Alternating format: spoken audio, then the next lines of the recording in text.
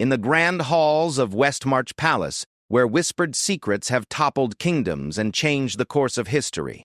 One discovery would prove more devastating than any war. When Palace Guard Captain Marcus Reed found a leather-bound journal hidden beneath the velvet seats of Queen Consort Isabella's private carriage, he had no idea that the elegant handwriting within would expose a web of deception spanning 3 decades. The words on those yellowed pages would not only threaten to destroy the royal marriage that the entire kingdom celebrated, but would also reveal a truth so shocking that Crown Prince Alexander would be forced to make a choice that could either save his family or tear apart the monarchy forever. Some secrets are meant to stay buried, but when they surface, they have the power to rewrite history itself. The morning mist clung to the cobblestones of Westmarch Palace courtyard like a shroud, creating an otherworldly atmosphere that seemed to whisper of secrets and hidden truths.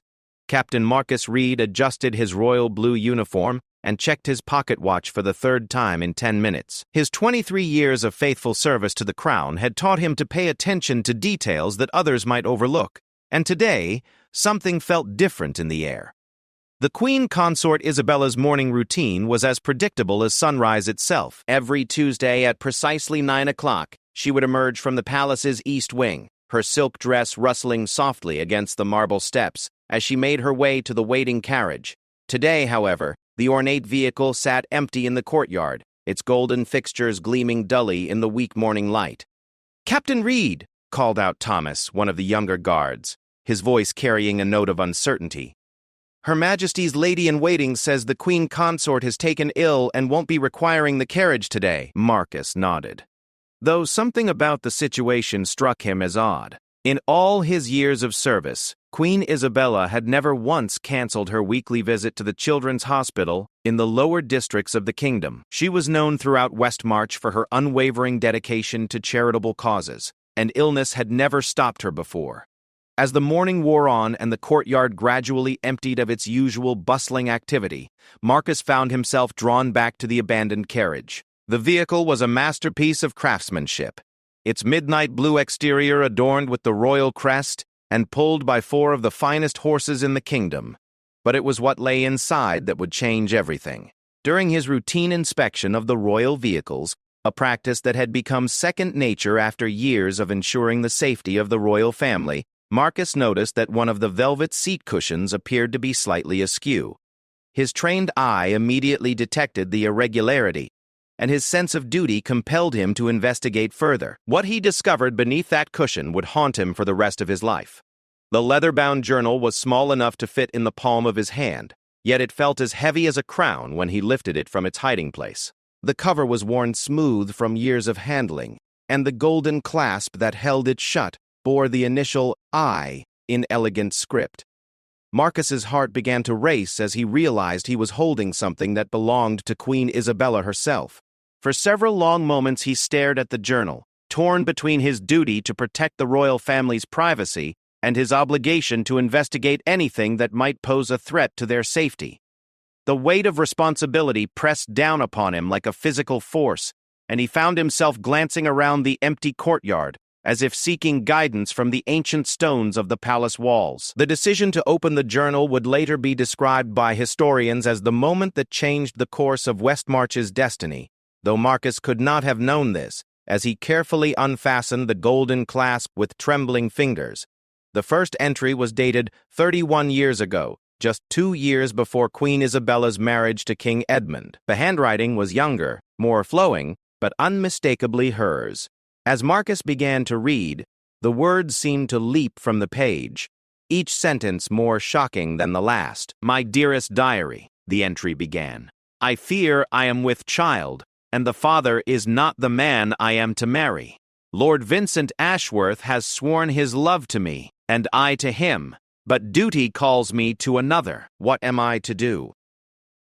Marcus's hands shook as he read these words. Lord Vincent Ashworth had been King Edmund's closest friend and most trusted advisor until his mysterious disappearance just before the royal wedding. The official story was that he had accepted a diplomatic mission to distant lands, but rumors had always swirled about his sudden departure.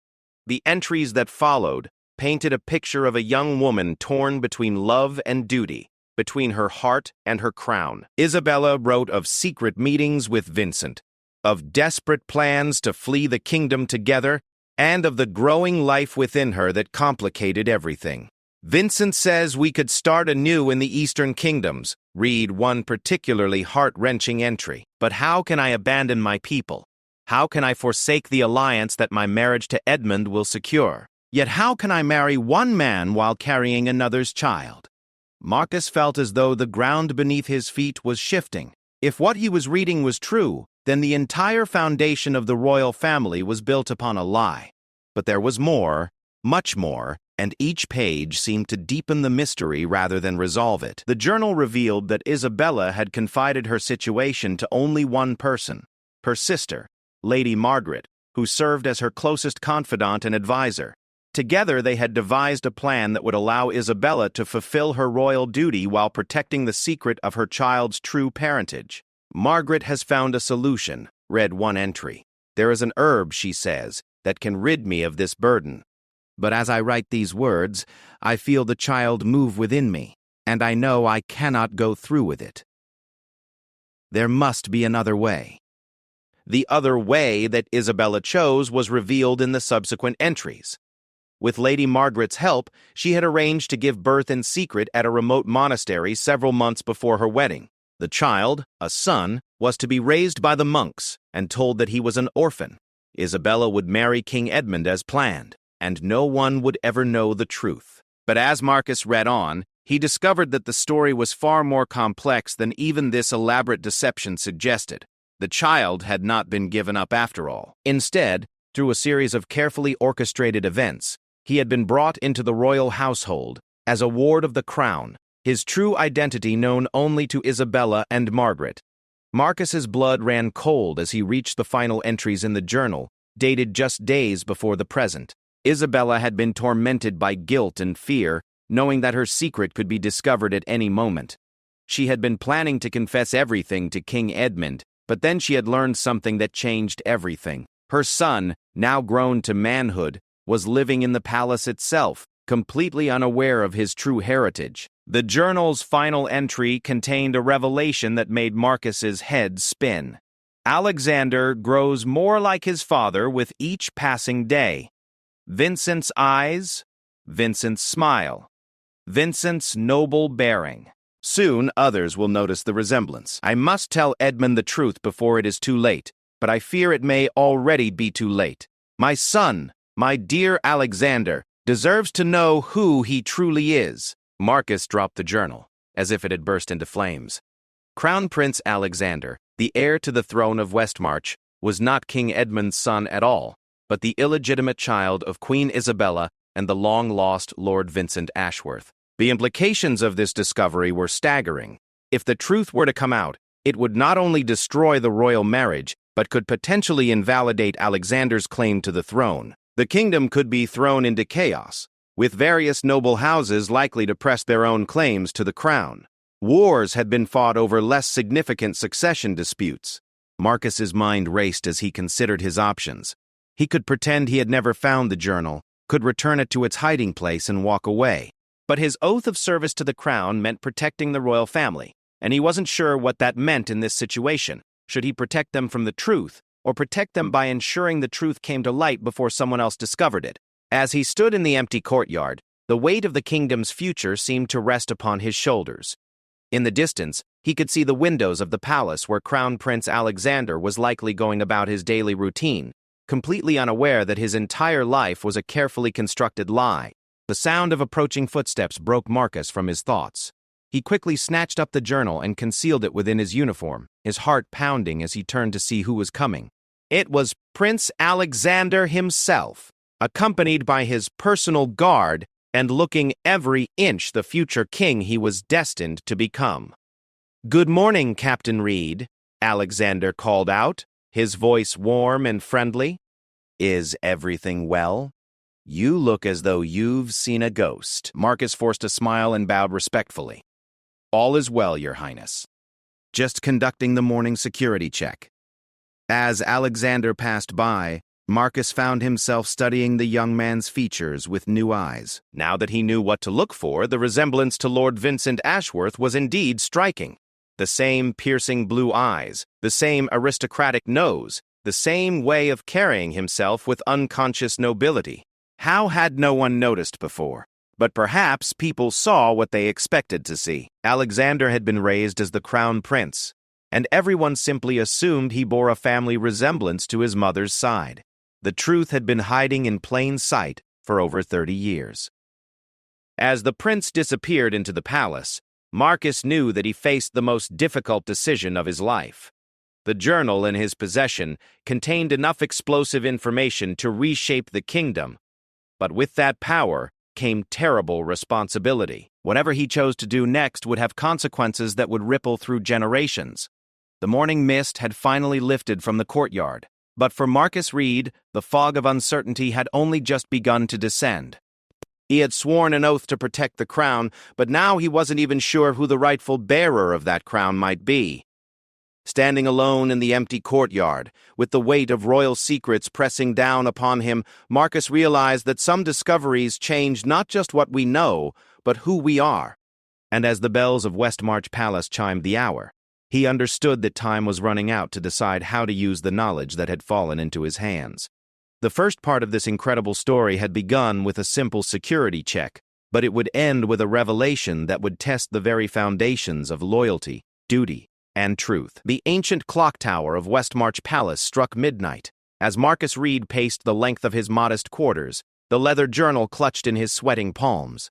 Sleep had proven impossible since his discovery that morning, and the weight of the secret he now carried felt heavier with each passing hour. Through his small window he could see the lights still burning in the royal chambers, and he wondered if Queen Isabella was lying awake as well, tormented by the same knowledge that now consumed his thoughts.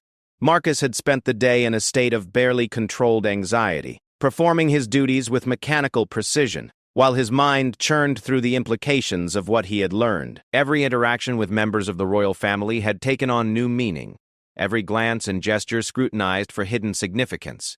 When King Edmund had passed him in the corridor and offered his usual friendly nod, Marcus had nearly jumped out of his skin, convinced that somehow his guilt was written across his face. But it was his encounter with Crown Prince Alexander that had truly shaken him to his core. During the afternoon changing of the guard, Alexander had approached him with a warm smile and a request that seemed innocent enough at the time. "Captain Reed," the prince had said, his voice carrying the easy authority of someone born to command, "I was hoping you might join me for a private conversation tomorrow evening. There are some matters regarding palace security that I'd like to discuss with someone I trust." The irony of those words, "someone I trust," had hit Marcus like a physical blow. Here was the future king, placing his faith in a man who now possessed the power to destroy everything Alexander held dear. The young prince had no idea that his entire identity was a lie, that his claim to the throne rested on a foundation of deception that could crumble at any moment. As midnight gave way to the early hours of morning, Marcus finally made a decision that would change the course of events forever. He could not bear this burden alone. The secret was too enormous, the implications too far-reaching for one man to handle. But he also knew that he could not simply reveal the truth without careful consideration of the consequences. There was only one person in the kingdom who possessed both the wisdom and the authority to help him navigate this treacherous situation: Lord Chancellor William Hartwell, King Edmund's most trusted advisor, and the man who had effectively served as the kingdom's conscience for nearly 4 decades. Hartwell was known throughout Westmarch for his unwavering integrity and his ability to find solutions to seemingly impossible problems. He had guided the kingdom through wars, famines, and political crises with steady wisdom and an unshakable moral compass. If anyone could help Marcus determine the right course of action, it would be the Lord Chancellor. The next morning dawned gray and overcast, matching Marcus's mood as he requested a private audience with Lord Hartwell. The Chancellor's chambers were located in the oldest part of the palace, their stone walls lined with centuries of accumulated wisdom in the form of leather-bound books and ancient scrolls. When Marcus entered, he found Hartwell seated behind his massive oak desk, his silver hair gleaming in the lamplight as he reviewed official documents. "Captain Reed," Hartwell said, looking up with curious eyes, "this is an unusual request. What brings you to seek a private audience?" Marcus had rehearsed this moment countless times during his sleepless night, but now that he faced the Chancellor, the words seemed to stick in his throat. How did one begin to explain that the very foundation of the monarchy was built upon a lie? "My lord," Marcus began, his voice barely above a whisper, "I have discovered something that threatens the stability of the realm. Something that involves the royal family directly." Hartwell's expression immediately grew serious. He set aside his documents and leaned forward, his full attention focused on Marcus. "Continue." With trembling hands, Marcus produced the journal and placed it on the desk between them. "I found this yesterday while conducting routine security checks of the royal carriages. It belongs to Queen Isabella, and its contents—" Marcus paused, struggling to find the words. "Its contents reveal a secret that could destroy the monarchy." For the next hour, Marcus watched as Lord Hartwell read through the journal, his weathered face growing increasingly grave with each page.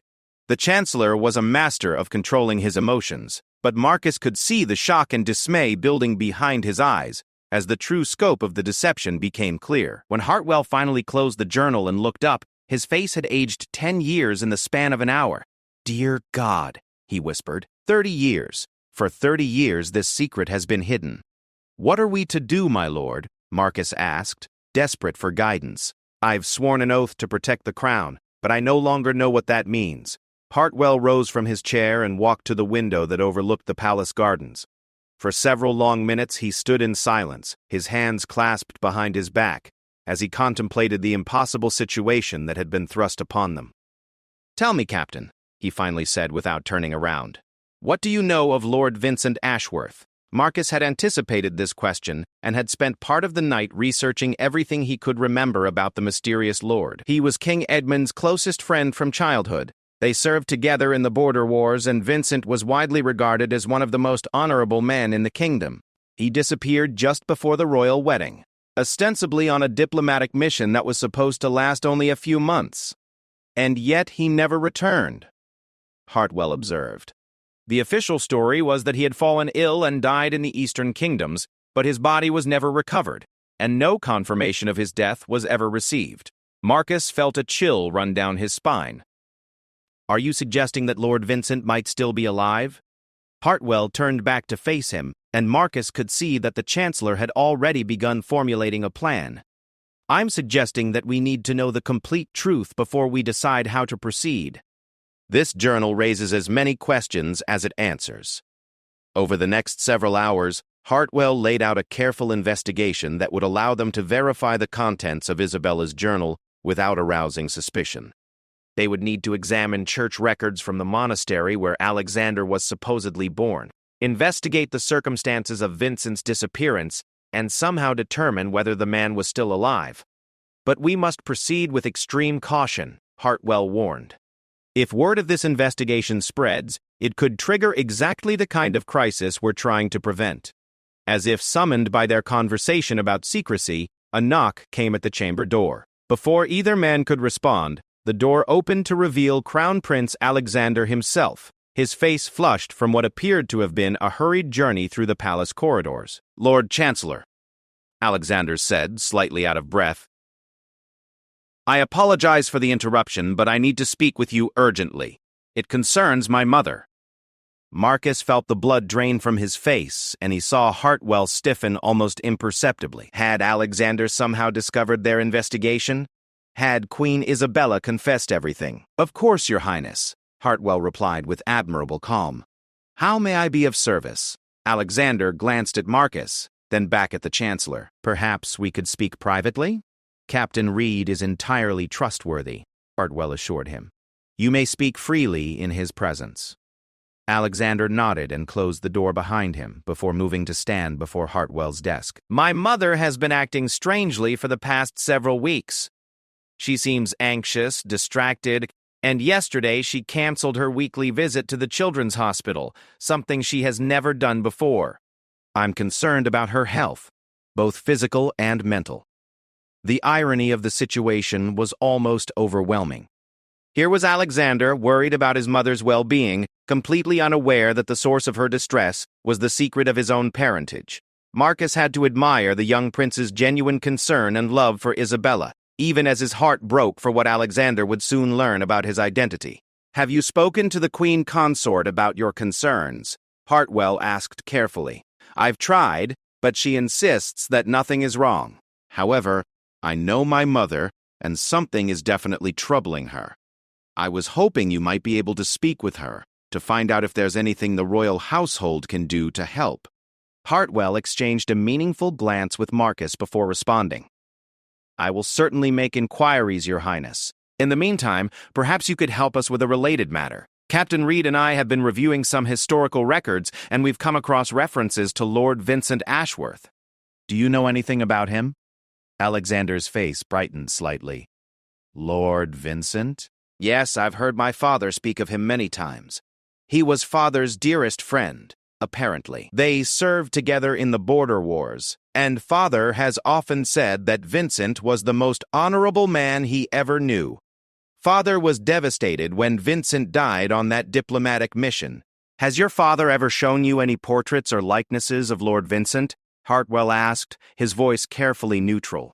Actually, there's a painting of him in Father's private study. Father commissioned it from memory several years after Vincent's death, as a way of honoring his friend's memory. It's quite striking. The artist captured something in Vincent's eyes that always reminds me of... Alexander paused, a strange expression crossing his face. Reminds you of what, Your Highness? Marcus prompted, though he dreaded hearing the answer. This will sound odd, but it always reminds me of looking in a mirror. Father used to joke that Vincent and I could have been related, that we shared the same noble bearing. He said it was probably just coincidence, that aristocratic bloodlines tend to produce similar features. The silence that followed this revelation was deafening. Marcus watched as understanding began to dawn in Alexander's eyes, though the young prince was clearly struggling to make sense of what his subconscious had apparently already recognized. My lord, Alexander said slowly, his voice taking on a different quality, why are you asking me about Lord Vincent Ashworth? Hartwell looked at Marcus, and in that moment, both men realized that the careful investigation they had planned was about to become unnecessary. The truth was going to come out, whether they were ready for it or not. Your Highness, Hartwell began carefully, there are certain matters that have come to our attention regarding the royal family's history. Matters that may require delicate handling. Alexander's eyes moved between the two men, and Marcus could see the sharp intelligence that had made him such an effective future king beginning to piece together the puzzle. This has something to do with my mother's recent behavior, doesn't it? And with your questions about Lord Vincent. Before either man could respond, another knock came at the door, this one more urgent than the first. The door opened to reveal Queen Isabella herself, her face pale and her hands trembling as she stepped into the chamber. William, she said, addressing the Chancellor with desperate eyes, I know why you've been asking questions about Vincent. I know what you've found. The four people in that room, the Queen Consort, the Crown Prince, the Lord Chancellor, and the Palace Guard Captain, stood frozen in a tableau that would be remembered as the moment when 30 years of carefully guarded secrets finally began to unravel. Isabella's gaze fell upon the journal that still lay open on Hartwell's desk, and her face crumpled with the weight of a burden she had carried alone for too long. Alexander, she whispered, turning to face her son with tears streaming down her face, there's something I need to tell you, something I should have told you years ago. And in that moment, Marcus Reed understood that his decision to seek help from Lord Hartwell had set in motion a chain of events that would forever change the destiny of Westmarch. The second phase of this incredible story was about to begin, and there would be no turning back from the truth that was about to be revealed. The silence in Lord Chancellor Hartwell's chambers stretched like a taut wire ready to snap. Queen Isabella stood before her son, her royal composure finally cracking under the weight of 3 decades of deception. Crown Prince Alexander's face had gone completely pale, his sharp mind clearly racing to process the implications of his mother's tearful confession that had yet to be spoken aloud. "Mother," Alexander said softly, his voice carrying a tremor that Marcus had never heard before. "What are you saying? What does this have to do with Lord Vincent Ashworth?" Isabella moved toward her son with hesitant steps, as if approaching a wild animal that might bolt at any moment. Her hands reached out to touch his face, but she stopped herself, perhaps fearing that he would pull away once he learned the truth. "My dear boy," she whispered, You are the most precious thing in my life, and I need you to remember that when I tell you what I'm about to tell you, everything I did was to protect you, to ensure that you could have the life you deserved." Hartwell quietly moved to secure the chamber, ensuring that the heavy oak door was firmly closed and that no servants could overhear what was about to unfold. Marcus found himself wishing he could disappear entirely, acutely aware that he was witnessing the most private and devastating moment in the royal family's history. 31 years ago, Isabella began, her voice growing stronger as she committed to the truth, "I fell deeply in love with a man who was not your father. Lord Vincent Ashworth was everything I had ever dreamed of in a partner. Noble, kind, intelligent, and devoted to the welfare of our people. But I was already promised to Edmund, and our marriage was crucial to securing the alliance that would protect our kingdom from the eastern invasions." Alexander's breathing became shallow as the pieces of the puzzle began to fall into place. "You're telling me that Lord Vincent that he and you, Vincent, is your true father," Isabella said, the words falling like hammer blows in the quiet room. "When I discovered I was carrying his child, I faced an impossible choice. I could not abandon my duty to the kingdom, but I also could not bring myself to end the pregnancy. So Margaret and I devised a plan. The next hour passed in a blur of revelations that reframed everything Alexander had ever believed about his identity. This is the book. It's about history. The next hour passed in a blur of revelations. Isabella revealed how she had given birth in secret at the monastery, how she and Margaret had arranged for the infant to be raised by the monks for the first few years of his life, and how they had eventually brought him into the royal household as a ward whose parentage was supposedly unknown. King Edmund never suspected? Alexander asked, his voice hollow with shock. "Your father, Edmund, has been a father to you in every way that matters," Isabella said firmly. "He loved you from the moment you came to us as a small child. He raised you, taught you, prepared you to rule. In his heart and in his actions, you are his son." But Alexander was beyond comfort. He began pacing the chamber like a caged lion, his hands running through his dark hair as he struggled to process the magnitude of what he had learned. "Do you understand what you've done?" he said, turning to face his mother with eyes that blazed with a mixture of hurt and anger. "My entire life is a lie. My claim to the throne is illegitimate.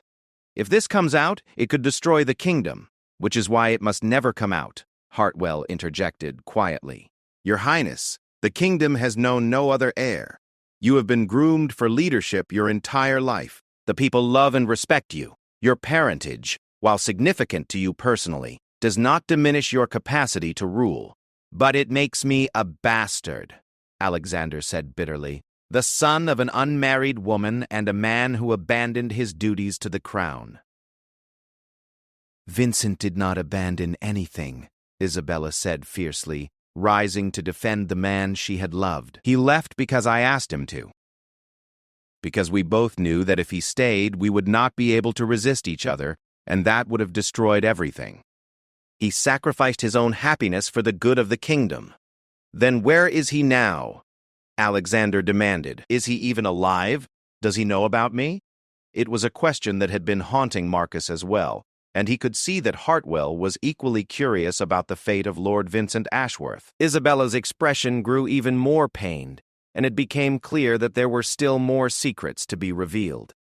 "Vincent is alive," she admitted quietly. "He has been living under an assumed name in the northern provinces, working as a scholar and teacher. He never married, never had other children. And yes, he knows about you." The revelation hit Alexander like a physical blow. He staggered backward and sank into one of Hartwell's chairs, his face buried in his hands. "He knows?" Alexander's voice was muffled but filled with anguish. "My real father has been alive all this time and he never tried to contact me? He never wanted to know me?" "It wasn't like that," Isabella said desperately. "We agreed that it would be too dangerous, too complicated. Vincent receives regular reports about your progress, your achievements. He is incredibly proud of the man you've become. But we all felt it was better if he remained distant to protect everyone involved." Marcus watched this family drama unfold with a growing sense of unease.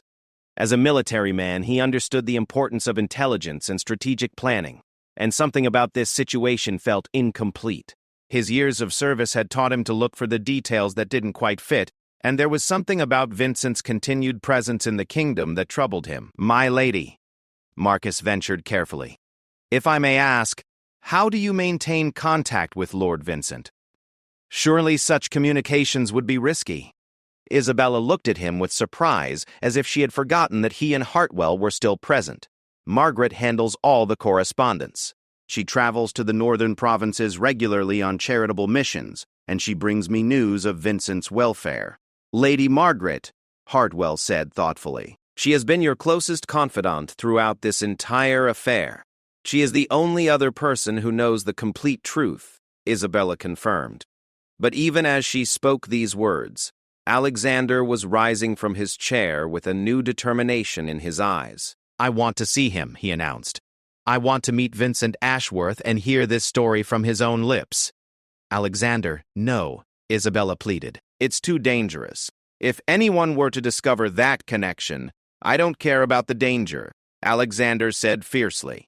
"I've lived my entire life believing I was one person, only to discover that I'm someone else entirely. I have a right to know my true father, and he has a right to know me." Hartwell cleared his throat diplomatically. "Perhaps there is a way to arrange such a meeting safely. The northern provinces are remote enough that a discreet visit might be possible, if properly planned." But before anyone could respond to this suggestion, a commotion erupted in the corridor outside the chamber. Raised voices, the sound of running footsteps, and then an urgent pounding on the door. "My Lord Chancellor!" came a voice from outside. "You're needed immediately. There's been an incident in the Queen's chambers." The four people in the room exchanged alarmed glances. Isabella's face went white with fear, and Marcus immediately moved toward the door, his hand instinctively moving to his sword. "What kind of incident?" Hartwell called out. "It's Lady Margaret, my lord. She's collapsed and the physicians fear she may be dying. She's asking for Queen Isabella and saying something about a secret that must be told before it's too late." The timing of this crisis could not have been coincidental. Marcus's military instincts immediately kicked in, and he realized that they were facing a situation that was spinning rapidly out of control. "We need to go to her immediately," Isabella said, moving toward the door.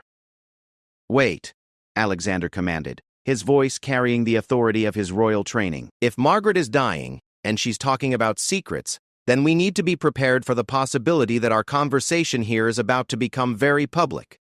Hartwell nodded grimly. "His Highness is correct. If Lady Margaret reveals what she knows in her delirium, word will spread through the palace like wildfire." As they prepared to leave the chamber and face whatever crisis awaited them in Isabella's quarters, Marcus found himself thinking about the chain of events that had brought them to this moment. His discovery of the journal had set everything in motion, but now he wondered if perhaps the truth had been destined to come out regardless of his actions. The group moved through the palace corridors with practiced efficiency, but Marcus could see that Alexander was struggling to maintain his composure. The young prince had always been known for his grace under pressure, but learning that your entire identity was a lie would shake anyone to their core. When they arrived at the Queen's chambers, they found the royal physicians clustered around Lady Margaret's bedside, their faces grave with concern. Margaret was conscious but clearly in great distress, her face pale and her breathing labored. "Isabella!" Margaret gasped when she saw the Queen consort enter the room. "Thank God you're here. I need to tell you. Need to tell everyone. Vincent, he's coming." The words sent a chill through everyone present. If Vincent Ashworth was returning to the palace, it could only mean that the careful balance they had all maintained for 3 decades was about to be shattered completely. "What do you mean he's coming?" Isabella asked, kneeling beside her sister's bed. "I sent word to him," Margaret whispered, her voice growing weaker. "When I heard about the journal being found, I knew the truth would come out. I thought he should be here when it happens. He's traveling south as we speak." Alexander stepped forward, his face a mixture of anticipation and dread. "How long before he arrives?" found his face, and for a moment her expression softened with something that looked like love. 2 days, perhaps 3. My dear boy, you look so much like him. He's going to be so proud to finally meet you properly. But even as she spoke these words, Marcus could see that Margaret's condition was deteriorating rapidly. Whatever illness had struck her was progressing quickly, and it became clear that she was fighting to stay conscious long enough to deliver one final message. "There's something else." Margaret gasped, gripping Isabella's hand with surprising strength. "Something I never told you about Vincent's departure. Something that changes everything." The third part of this incredible story was reaching its climax, but Marcus sensed that the most shocking revelations were yet to come. As Lady Margaret prepared to share her final secret, everyone in the room understood that they were about to learn something that would change their understanding of everything that had happened before. Lady Margaret's grip tightened on Queen Isabella's hand as her breathing became more labored. The royal physicians exchanged worried glances, clearly recognizing the signs of someone fighting against time to deliver a crucial message. Alexander moved closer to the bedside, his face etched with a mixture of anticipation and dread, as he prepared to learn yet another truth that would reshape his understanding of his family's history. "Margaret, please," Isabella whispered, tears flowing freely down her cheeks. "Save your strength." "No," Margaret gasped, her voice gaining sudden strength as if fueled by desperate urgency. "You need to know why Vincent really left. It wasn't just because you asked him to. There was another reason, something I discovered just before the wedding." The room fell completely silent except for the crackling of the fireplace and Margaret's ragged breathing. Marcus found himself holding his breath, sensing that they were about to hear something that would explain the mysteries that had lingered for 3 decades. "King Edmund knew," Margaret said, each word falling like a stone into still water. "He knew about you and Vincent. He knew about the baby." Isabella's face went ashen. "That's impossible. Edmund never said anything, never showed any sign. Because he loved you," Margaret continued, struggling to sit up despite the physician's attempts to keep her lying down. "He had always loved you, even knowing that your heart belonged to another. When he learned about your pregnancy, he made a choice that I've never seen matched in all my years at court." Alexander leaned forward, his voice barely audible. "What choice?" Margaret's eyes found his face again, and Marcus could see the weight of decades of secrecy in her gaze. "Edmund went to Vincent secretly, the night before the wedding. He told Vincent that he knew everything, and he made him an offer." The tension in the room was almost unbearable. Isabella was weeping silently, her hand pressed to her mouth as if trying to hold back sobs that would interrupt her sister's revelation. "Edmund told Vincent that he could have you," Margaret said, looking directly at Isabella. "He was willing to step aside, to break the alliance, to risk everything for your happiness. All Vincent had to do was stay and fight for you." "But Vincent left," Alexander said, confusion clear in his voice. "Why would he leave if Edmund was willing to give up the marriage?" Margaret smiled sadly. "Because Vincent Ashworth was the most honorable man who ever lived. When Edmund made that offer, Vincent realized something that the rest of us had missed. Edmund's love for Isabella was selfless and pure, while Vincent's own feelings, however genuine, had been complicated by passion and secrecy." The story that Margaret revealed in her dying moments painted a picture of nobility and sacrifice that was almost too extraordinary to believe. Vincent had recognized that Edmund would be a better husband to Isabella, not because he loved her more, but because his love was untainted by the complications that had surrounded the secret affair. "Vincent told Edmund that night that he would leave willingly," Margaret continued, her voice growing weaker but more urgent. "But he made Edmund promise 3 things. First, that he would love Isabella completely and never hold her past against her. Second, that he would raise Alexander as his own son, with all the love and guidance a true father would provide.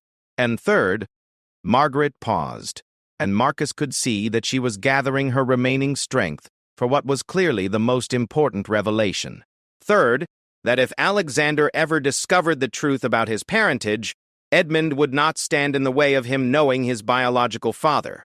Vincent made Edmund promise that Alexander would have the right to choose his own path, even if it meant walking away from the throne." The implications of this revelation were staggering. It meant that King Edmund had been living with the knowledge of Alexander's true parentage for 30 years, loving and raising another man's son, while never revealing that he knew the truth. It was a level of selfless devotion that defied comprehension. "Does father know that I know?" Alexander asked, his voice thick with emotion. Before Margaret could answer, the chamber door opened to admit King Edmund himself. He entered quietly, his weathered face showing the strain of recent events. Marcus realized that the king must have been informed about Lady Margaret's condition and had come to pay his respects. "Your Majesty," Bartwell began, rising to bow, but Edmund waved him back to his seat. "I think we can dispense with formalities at this point," Edmund said quietly, his eyes taking in the tableau before him. "I assume Margaret has been sharing our family's long-kept secrets." Alexander stood slowly, facing the man who had raised him with a mixture of love, gratitude, and uncertainty. "Father, I don't know what to say." Edmund crossed the room and placed his hands on Alexander's shoulders, looking directly into his eyes with the same paternal love that had always been there, unchanged by the revelations of the past few days. "You don't need to say anything, son," Edmund said firmly. "You are my heir, my pride and joy, and the finest young man I have ever known. Nothing that has been revealed changes that fundamental truth." But Alexander stepped back, shaking his head. "How can you say that? I'm not your blood.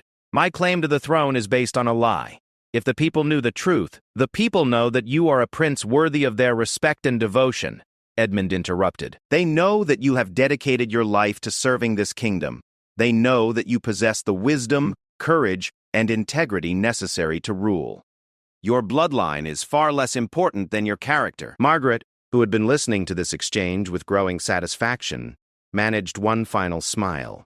"Vincent was right about you, Edmund. You truly are the better man." As if summoned by her words, another commotion arose in the corridor outside. This time, however, it was not the sound of crisis, but of arrival. Heavy footsteps, the murmur of voices, and then a knock that seemed to carry the weight of destiny. "Enter." Edmund called, and Marcus found himself holding his breath as the door opened to reveal a man he had only heard described in stories and legends. Lord Vincent Ashworth stood in the doorway, and the resemblance to Alexander was so striking that it took Marcus's breath away. 30 years of exile had silver-touched Vincent's hair and lined his face, but his bearing remained unmistakably noble. His blue eyes, identical to Alexander's, swept the room and came to rest on the young man who was his son. "Alexander," Vincent said softly, and there was a world of longing and love in that single word. For a moment, father and son simply stared at each other, 30 years of separation and secrecy, hanging between them like a bridge waiting to be crossed. Then Alexander moved forward, his steps tentative at first but growing more confident with each pace. "Lord Vincent," he said formally, then paused and corrected himself. "Father." The embrace that followed was witnessed by everyone in the room, but Marcus felt as though he was intruding on something sacred. 30 years of sacrifice, love, and separation culminated in that moment of connection between father and son. But even as the emotional reunion unfolded, the practical implications of Vincent's return could not be ignored. His presence in the palace would raise questions, and if word spread about his connection to Alexander, the kingdom could face the very crisis they had all worked so hard to prevent. Vincent," Edmund said, stepping forward to greet his old friend with remarkable composure, "it's good to see you again." The two men who had shared the most complicated friendship in the kingdom's history faced each other across the bedside of the dying woman who had helped orchestrate their sacrifice. Vincent extended his hand, and Edmund grasped it firmly. "Thank you," Vincent said simply, "for everything. For raising him, for loving Isabella, for keeping your promises. Thank you for trusting me with the most precious gift you could give." Edmund replied. It was Margaret who broke the emotional tension by clearing her throat weakly. "As touching as this reunion is, we still have a kingdom to think about. Vincent's return will not go unnoticed, and we need to decide how to handle the situation." Lord Chancellor Hartwell, ever the practical statesman, stepped forward with a suggestion that had clearly been forming in his mind. "Perhaps we should consider a different approach entirely. Rather than trying to hide the truth or manage the crisis, what if we chose to control the narrative ourselves? All eyes turned to him as he continued. The kingdom has always respected the royal family's dedication to duty and sacrifice.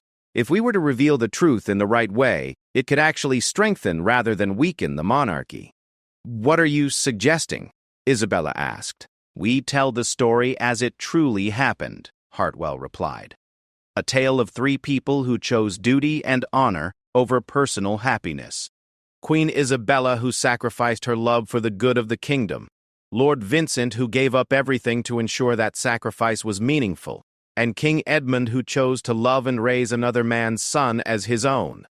It's a story of nobility and selflessness that would inspire rather than scandalize. Alexander looked around the room at the people who had shaped his destiny through their choices and sacrifices. And what of my claim to the throne?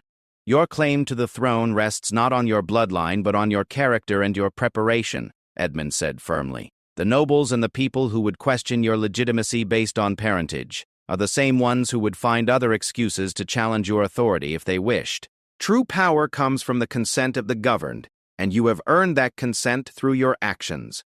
Vincent nodded in agreement.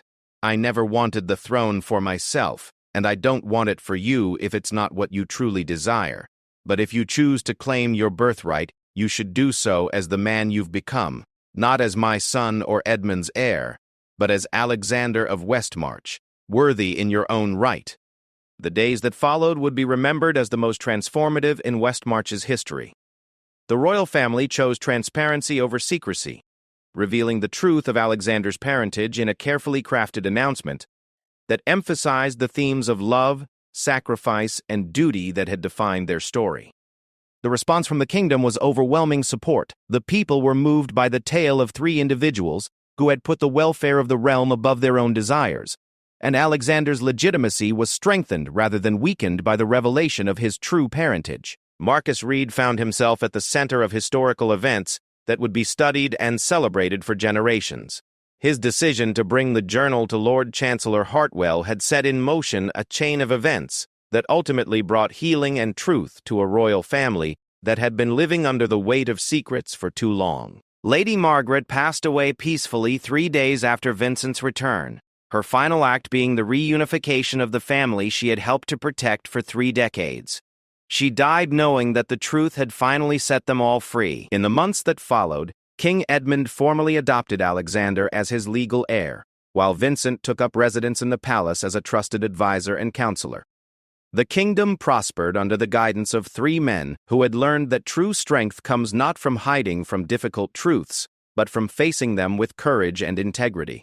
Alexander's coronation, when it came, was attended by representatives from kingdoms far and wide, all drawn by the story of a prince who had discovered his true identity and chosen to embrace it with honor. The crown that was placed upon his head was legitimized not by bloodline alone, but by the character he had shown in the face of impossible circumstances. And Marcus Reed, the humble palace guard whose discovery had changed everything, found himself elevated to the position of Lord Protector, charged with ensuring that the royal family would never again have to bear their burdens in secret isolation. The story that began with a hidden journal ended with a kingdom transformed by the power of truth, love, and the courage to face even the most difficult revelations with grace and dignity. It proved that sometimes the greatest strength comes not from hiding our secrets, but from having the courage to reveal them to those who matter most. In the end, the secret that had threatened to destroy the monarchy became the foundation for its greatest triumph, and the truth that had been buried for 30 years became the cornerstone of a new era of openness and strength for the kingdom of Westmarch.